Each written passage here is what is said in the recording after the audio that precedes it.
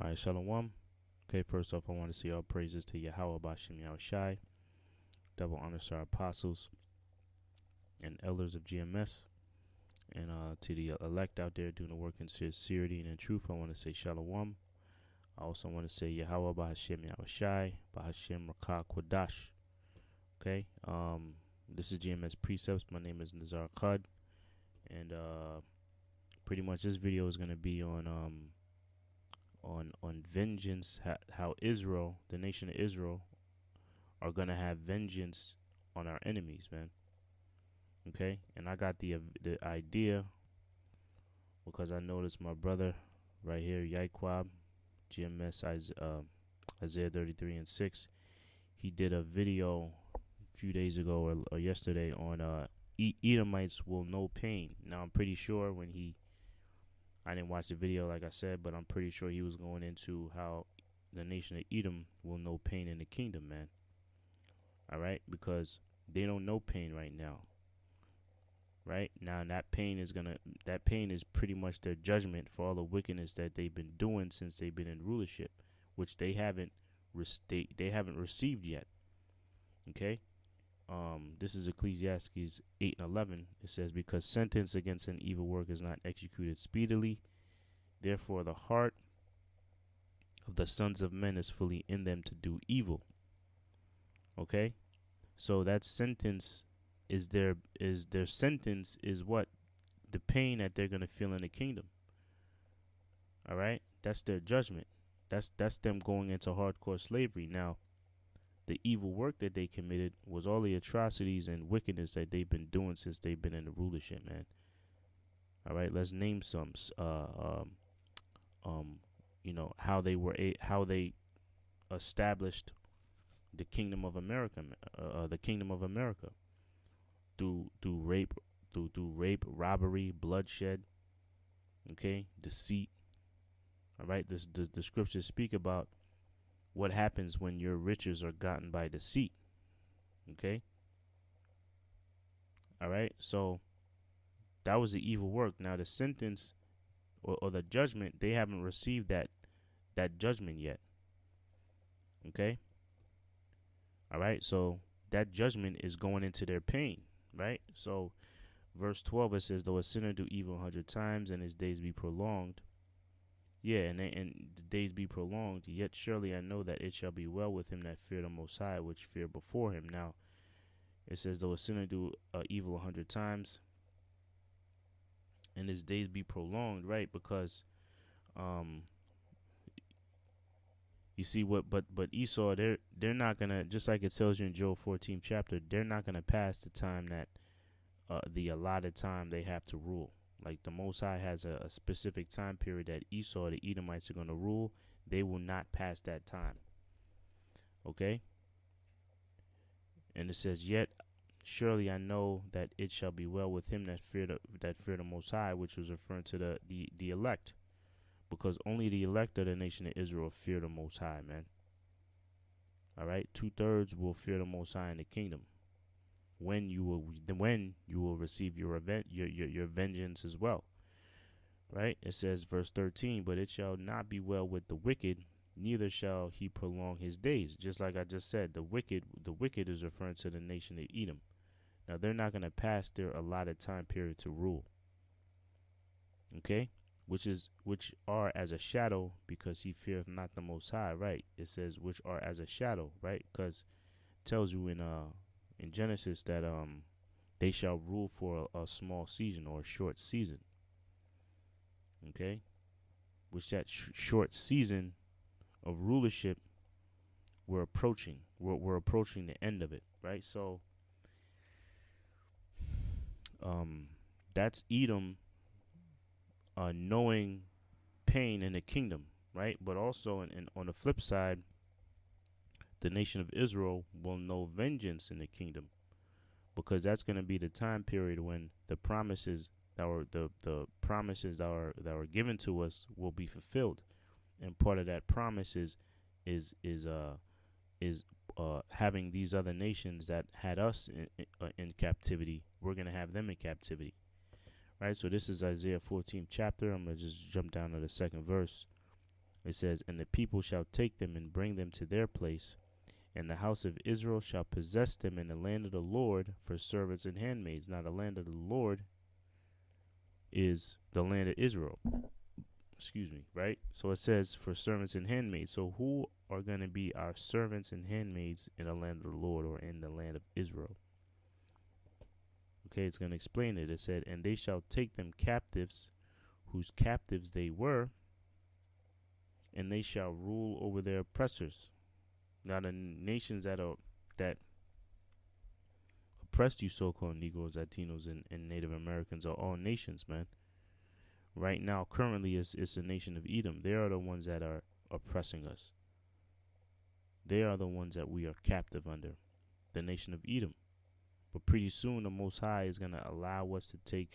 But we don't know the joy of vengeance now, because we haven't received that yet.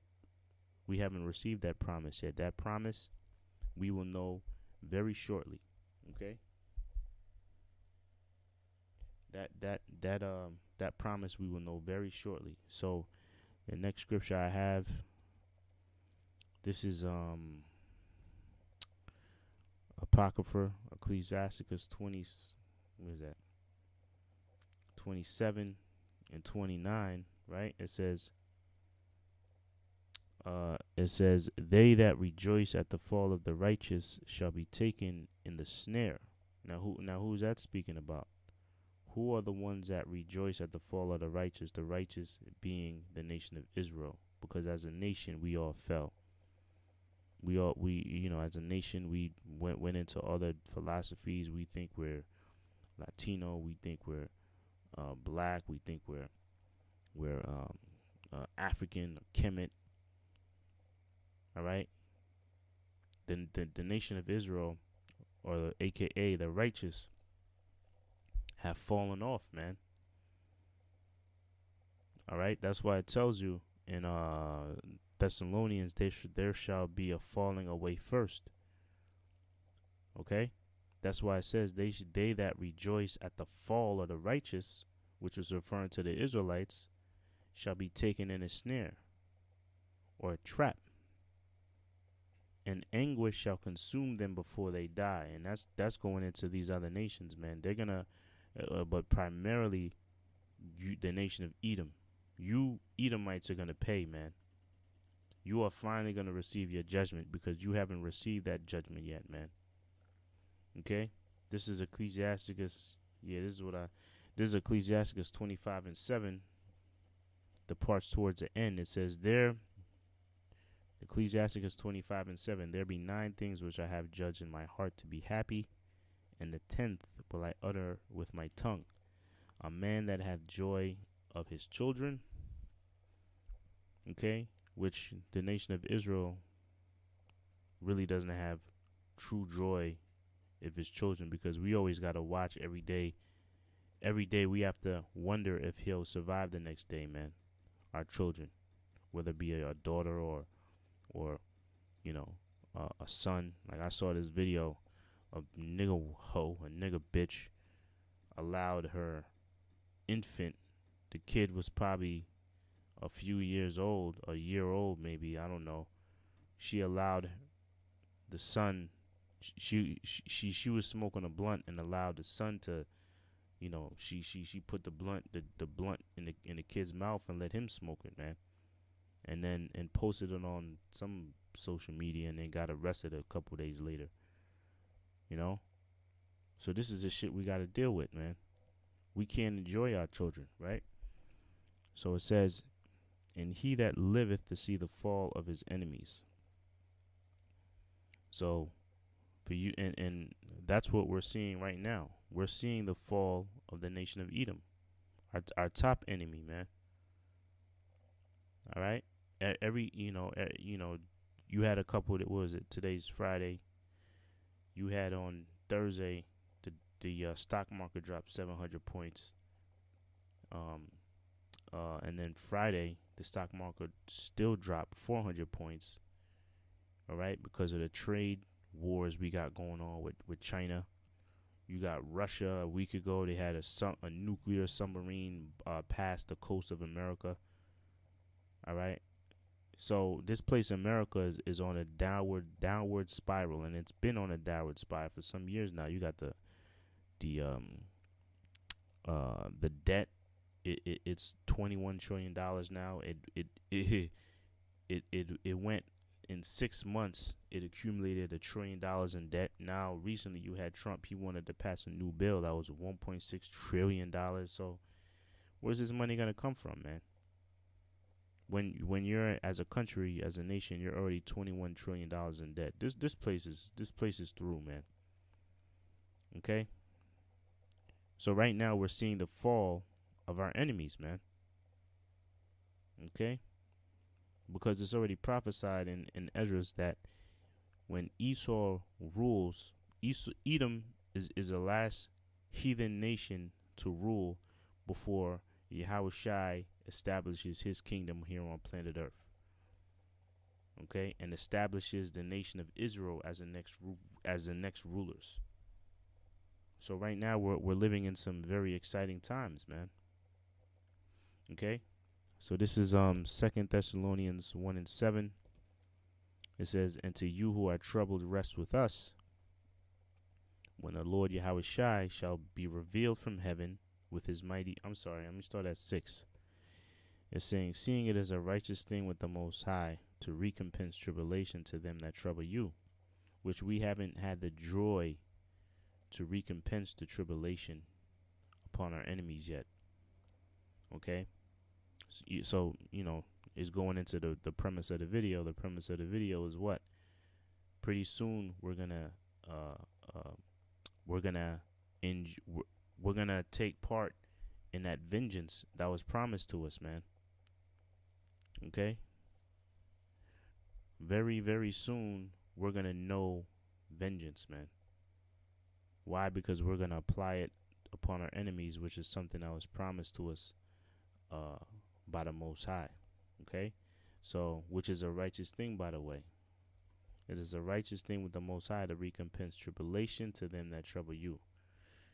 Okay, and verse 7 it says, and to you who are troubled, rest with us, when the Lord Yahawashi shall be revealed from heaven with his mighty angels in flaming fire, taking vengeance. Okay, taking vengeance on them that know not the Most High and that obey not the gospel of our Lord Yahawashi. That's referring to our enemies. The Most High, once again, is going to allow us to have vengeance upon our enemies. Now, it's funny, I didn't mean to read that, but I did a search for the word vengeance. And look at this, man. All these scriptures here, I could read any one of these, man. And it speaks about vengeance upon our enemies that the Most High promised us. Let me see this. Psalms 58 verse 10, it says, "The righteous shall rejoice when he seeth the vengeance." Okay, let me get that.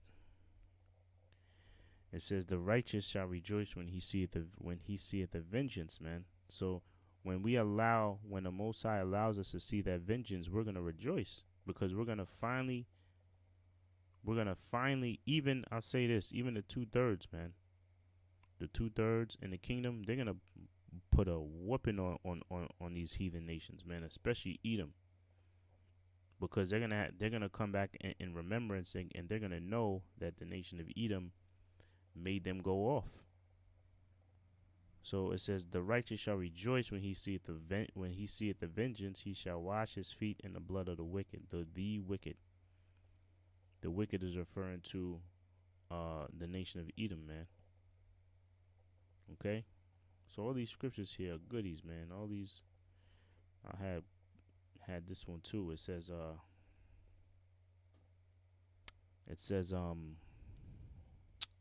yeah, Psalms 149:7, "To execute vengeance upon the heathen and punishments upon the people." That's when we're gonna, in the kingdom of heaven, we're gonna understand the definition. We're gonna enjoy the vengeance, man. Just like Edom, like just how Edom will know pain in the kingdom. In the kingdom, you Israelites, we will finally know vengeance, man, because we're gonna be able to execute it upon the heathen and upon the other nations. Okay, so I think that's pretty much it, man. Um, oh, that's a good one. Let me read that, and I'll end it with this. This is Isaiah 34, verse 8, which chapter 34 in Isaiah goes into us receiving that vengeance. It goes into the destruction of America. Okay, the destruction of Idumea, which is Edom. Okay, so let me read verse 8. It says, "For it is the day of the Lord's vengeance." Okay, in the year of recompense. I just read the recompense in 2 Thessalonians 1:7. How the Lord is gonna allow us to apply or pay back or recompense the ones that put tribulation on us. It says, "For it is the day of the Lord's vengeance and the year of recompenses for the controversy against Zion." Zion is who? Who is Zion? Zion is the nation of Israel. Okay? Hopefully, this is the year of recompenses for the controversy against Zion. Okay? All right, so that's pretty much it. Hit the points in there. Pretty soon, we will be able to enjoy the vengeance against our enemies, man, through the power and glory of Yahawah, Yahawashi. All right, so that's pretty much the video. Until the next show, shalawam.